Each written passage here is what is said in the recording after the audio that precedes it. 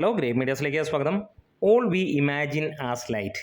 ഇങ്ങനെ ഒരു പേര് കേട്ടാൽ പ്രത്യേകിച്ച് ആർക്കും ഒന്നും അറിയുകയുണ്ടാകില്ല. പക്ഷേ വേറൊരു കാര്യം പറഞ്ഞാൽ പെട്ടെന്ന് എല്ലാവർക്കും കാര്യങ്ങൾ മനസ്സിലാവും. ദിവ്യപ്രഭയുടെ ഒരു ലീക്ഡ് സീൻ വന്നു. എക്സിൽ അത് തരംഗമാണ്. ഇന്നും അത് ആളിപ്പടരുന്ന ഒരു കാര്യമാണ്. ദിവ്യയുടെ നഗ്ന രംഗങ്ങൾ തരംഗമായി മാറുന്നു. തിയേറ്ററുകളിൽ ആളുകൾ കൂടുന്നു എന്ന് തന്നെ പറയാം. അതിൻ്റെ തെളിവ് നമ്മൾ ഇന്ന് നോക്കുമ്പോൾ, ട്രാക്കേഴ്സ് മുഖാന്തരം നോക്കുമ്പോൾ, ഒരു അവാർഡ് പടമായിട്ട് വന്ന ഈ ഒരു സിനിമ കാനിൽ തന്നെ വലിയ ഒരു പ്രദർശന വിജയം നേടുകയും അവിടുന്ന് ഇന്ത്യക്ക് അഭിമാനകരമായ ഒരു നേട്ടവും കൊയ്ത് വന്ന ചിത്രമാണ്. ഇവിടെ ആ ഒരു സിനിമ നമ്മൾ ആരും അറിയുന്നില്ല അത് റിലീസ് ചെയ്തപ്പോൾ. പക്ഷേ ഈ ഒരു ലീക്ഡ് സീൻ കൊണ്ട് ഒരു കാര്യം ഉറപ്പായി, മുഴുവൻ സോഷ്യൽ മീഡിയയിൽ ആളിപ്പടരുന്ന ഒരു കാര്യം. സിനിമ ആദ്യ ദിനം 28ഓളം ഷോകൾ റിലീസ് ചെയ്തപ്പോൾ അന്ന് തന്നെ നമുക്ക് കാണാൻ കഴിയുന്നു അമ്മാതിരി കത്തിപ്പടരുന്ന രംഗങ്ങൾ.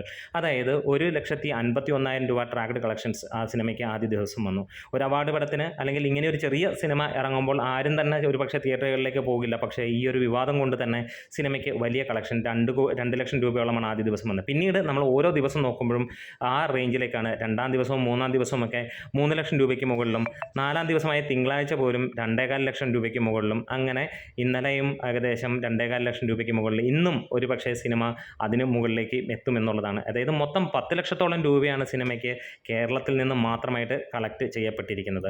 ഒറ്റ കാര്യമേ ഉള്ളൂ, നമ്മൾ ട്വിറ്റർ, അതായത് എക്സ് എന്ന് പറയുന്ന മാധ്യമത്തിലൂടെ നമുക്കൊരു കാര്യം കാണാൻ കഴിയുന്നു. ലീക്ഡ് സീൻ ഓഫ് ദിവ്യപ്രഭ എന്ന് പറഞ്ഞ് ഭയങ്കരമായിട്ടുള്ള ഒരു തരംഗം തന്നെയാണ് നമുക്ക് കാണാൻ കഴിഞ്ഞിരിക്കുന്നത്.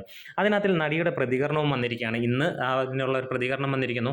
അവർ പറയുന്നത് ഇങ്ങനെയാണ്: അഭിനയിച്ചത് ആ കഥാപാത്രത്തിൻ്റെ ഡെപ്ത് മനസ്സിലാക്കിയാണ് എന്നുള്ളത്.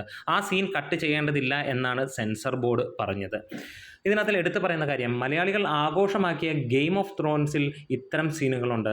അതിനെക്കുറിച്ചൊന്നും ചർച്ചകൾ നടന്നതായി അറിയുന്നില്ല. പക്ഷേ മലയാളത്തിൽ, കേരളത്തിൽ നിന്നുള്ള ഒരു നടി ആകുമ്പോഴാണ് ഈ പ്രശ്നം എന്നുള്ളതാണ് ദിവ്യപ്രഭ തന്നെ പറയുന്നത്.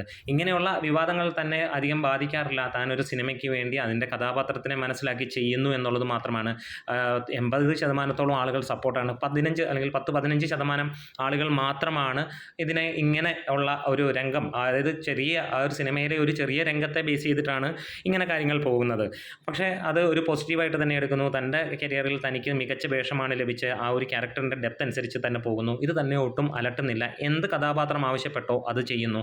നമ്മൾ ശരിയാണ് ചിന്തിച്ചു നോക്കുമ്പോൾ വിദേശ രാജ്യങ്ങളിലൊക്കെയുള്ള സിനിമകൾ അല്ലെങ്കിൽ ഇംഗ്ലീഷ് സിനിമകളൊക്കെ കണ്ട് വളരെ സിമ്പിളായിട്ട് ആളുകൾ അതിനെക്കുറിച്ചൊന്നും ചർച്ച ചെയ്യാതെ മലയാളത്തിൽ ആരെങ്കിലും അഭിനയിക്കുമ്പോൾ അല്ലെങ്കിൽ ഇന്ത്യയിൽ ആരെങ്കിലും അഭിനയിക്കുമ്പോൾ അതിനെ നമ്മൾ വലിയ രീതിയിൽ കാണുന്നു. എന്തായാലും നിങ്ങൾക്ക് നിങ്ങളുടെ അഭിപ്രായങ്ങളൊന്ന് രേഖപ്പെടുത്താം. സിനിമ തിയേറ്ററുകളിൽ തീ പടർത്തുന്ന പോലെയാണ്. പ്രത്യേകിച്ച് ആരോ ഒരാൾ കോപ്പി ചെയ്തിട്ട ഒരു സീനിൽ നിന്ന് തുടങ്ങി ആളിക്കത്തുന്ന കാര്യമാണ്. എന്താണേലും ഇന്നും ആ കനൽ അണഞ്ഞിട്ടില്ല.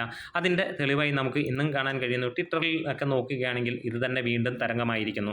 എന്തായാലും സിനിമ കേരളത്തിൽ വലിയ ഒരു തരംഗമായി മാറുകയാണ്. നിങ്ങൾ സിനിമ കണ്ടിട്ടുള്ളവരാണെങ്കിൽ ഒന്ന് കമൻസിലൂടെ രേഖപ്പെടുത്താം. നമ്മൾ അഭിപ്രായങ്ങളൊക്കെ ഒന്ന് കമൻസിലൂടെ പറയാം. നമ്മുടെ വീഡിയോസ് ഇഷ്ടമായാൽ സപ്പോർട്ട് ചെയ്ത് തരണം. Great medias.